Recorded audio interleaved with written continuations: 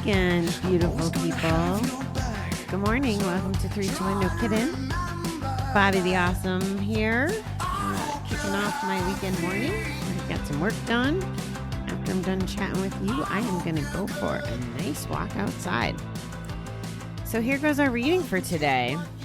Angela L. says, my relationship depends on being honest with other people. My life depends on being honest with myself. Before our recovery from gambling addiction, we didn't know what honesty was. We thought honesty meant not getting caught.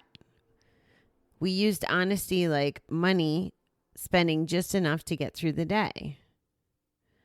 But in recovery, we can regain our integrity. Now we can think clearly and know it's important to be straight with other people, but even more important, to be straight with ourselves. Once we could kid ourselves that our lives were in great shape and keep using. We could pretend our problems were somebody else's fault and keep gambling. But we don't deny our problems with gambling anymore. And we know that when we lie to ourselves, we die a little. We don't like ourselves very much then and need to escape back to our drug of choice. Before being dishonest didn't matter. We had nothing to lose. Now we've regained our health physically, mentally, and spiritually. Dishonesty can cost us everything, even our lives. But now we also have our program. We have each other, and we have our higher power to remind us every day of the freedom honesty can bring. Today, let me look in a mirror and see an honest person looking back. So I had really wished that this was yesterday's reading. I didn't even read the whole thing, but I forgot that this was coming. Just the quote in the beginning, or I wouldn't have told you the whole story last night. I would have shared it with you today. But essentially, it was about my friend really being honest with himself and being honest with me, and the growth that was coming out of it. It's not always easy to take a hard look at ourselves, and being honest with other people. I use this example with the friend who is lying about little things. And my ex-husband used to do this too. Like the silliest things that just weren't worth lying about. And I think when we're gamblers, we're so used to lying all the time. You know, we're hiding that we're going, we're hiding that we're losing, we're hiding that we're thinking about it. So we're hiding and lying just constantly. So when we stop, I think that that's sometimes where the habitual lying just comes.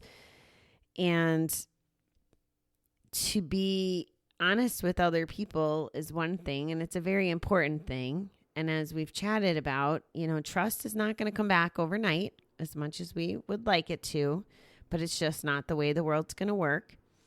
And it's not a deserve thing. A lot of times it's just family dynamics, and you have to earn it. There's people that, there are people in my space that I don't trust still, and that, and I guess that's kind of my prerogative. And even though they can tell me things till they're blue in the face, that like I deserve your trust, and can't you see that I'm doing the quote unquote right things, etc. Well, giving you trust is my prerogative. Just like the people in your lives, it's going to be their prerogative to give you trust back. So as I said last night, it's not about them, it's about you. So just keep doing the work, and you can't do the work unless you're being honest with yourself, because you can't repair what's broken if you haven't identified it, and you haven't done the soul searching, and you haven't done the digging. It's not, what I've learned through my journey is it's not just what's broken per se, it's what led to it being broken. What can I fix about it being broken? You almost have to go backwards to move forward, and you can't do that unless you're being honest. Now, don't get me wrong. Some things are in blind spots, and we could think we're being honest, but we just don't even know we aren't because we can't see things, or maybe we don't remember things, or maybe we don't associate those things with our gambling addiction. That's what I found very interesting. Was there's different levels of why did I gamble for me. One of them, it always started that my first revelation about why did I gamble? Well, I thought that I gambled so that I wouldn't become an alcoholic. Like, it was a coping mechanism for sure. And as I started reviewing it and stuff, I was like, oh, well, yeah, I was going to the casino as a late teenager, and I was going to High Lie, and I was, scratch offs, like I had a good relationship with those as well, a good love-hate relationship. But all those things I was doing, I was still partying, don't get me wrong, but I was more in tune to, I don't want to be an alcoholic. I don't want to be an alcoholic. But I didn't have the voices in my head saying, I don't want to be a gambleaholic.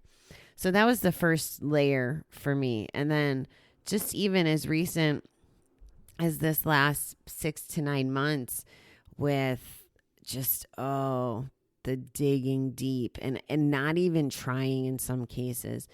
So shedding my walls these last, 3+ years and allowing myself to feel the emotions, experience emotions, just kind of instead of bearing it. Like, I haven't drank at all calendar year 2020. So I haven't even had that as on any deep emotion, excitement or hurt or whatever. I have not allowed myself to use alcohol to numb it as a trade-off from not gambling. So what's that forced me to do is to feel my feelings and to honestly have to dig and look at them.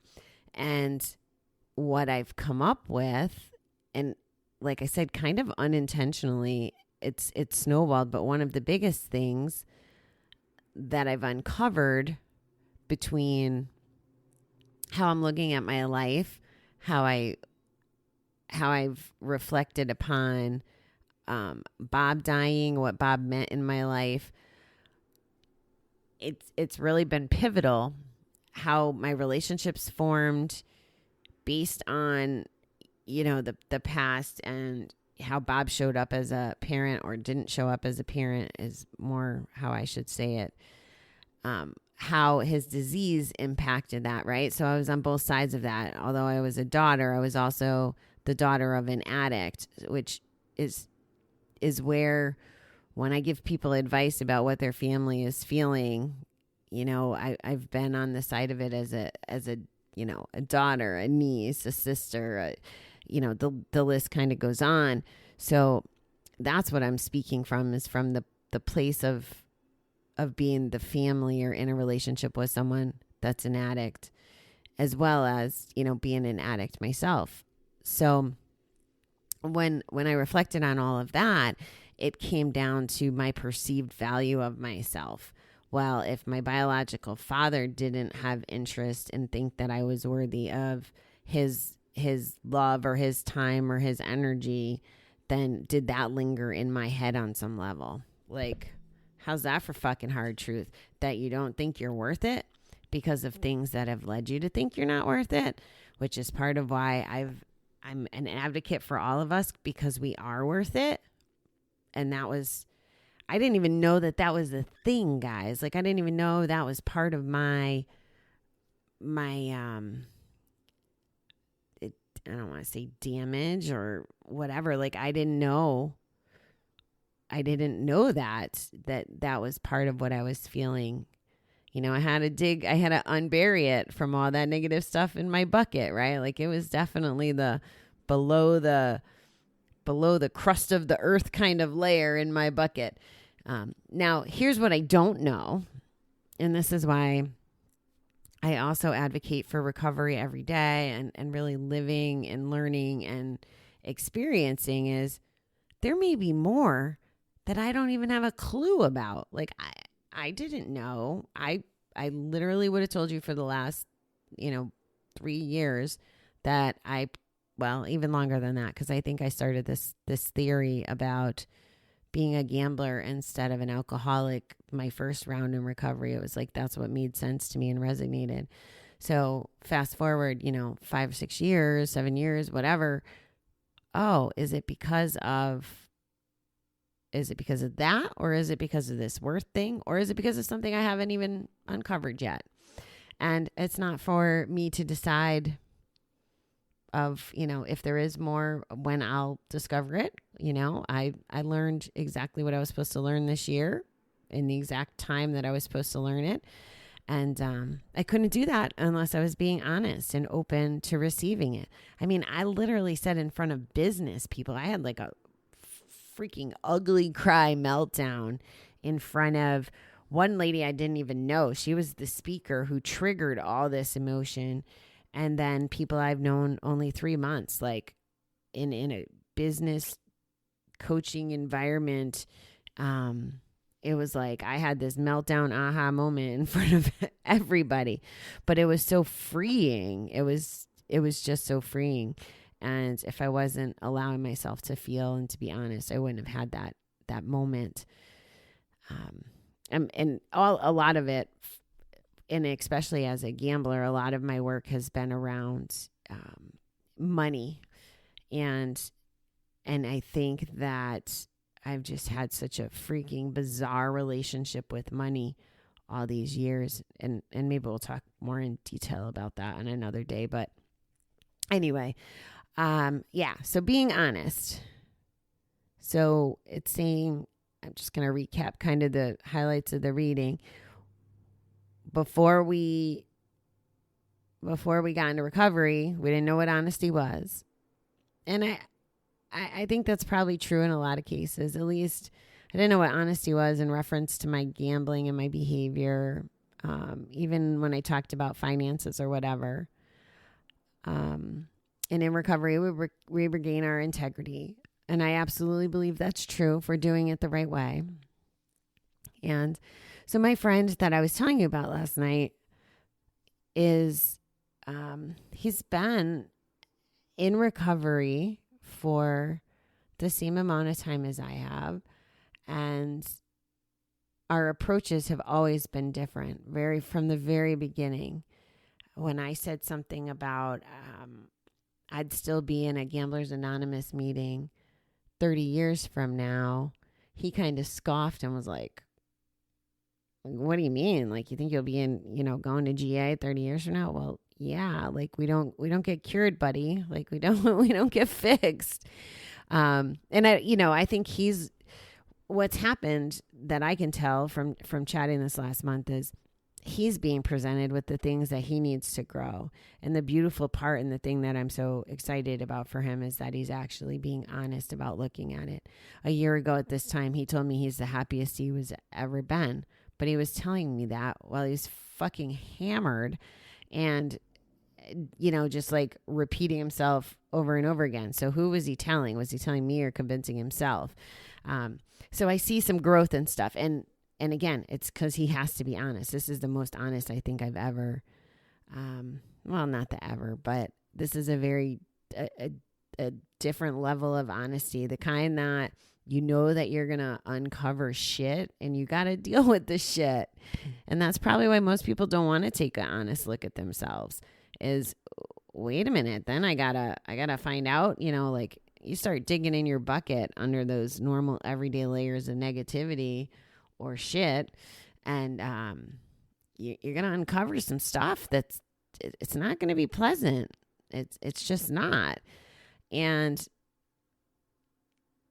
it's okay. Like, it's okay to go through that process. It's okay to hurt through it. It's okay to be sad about it. It's okay to be angry about it. It's okay to feel whatever you have to feel about what you uncover when you're honest.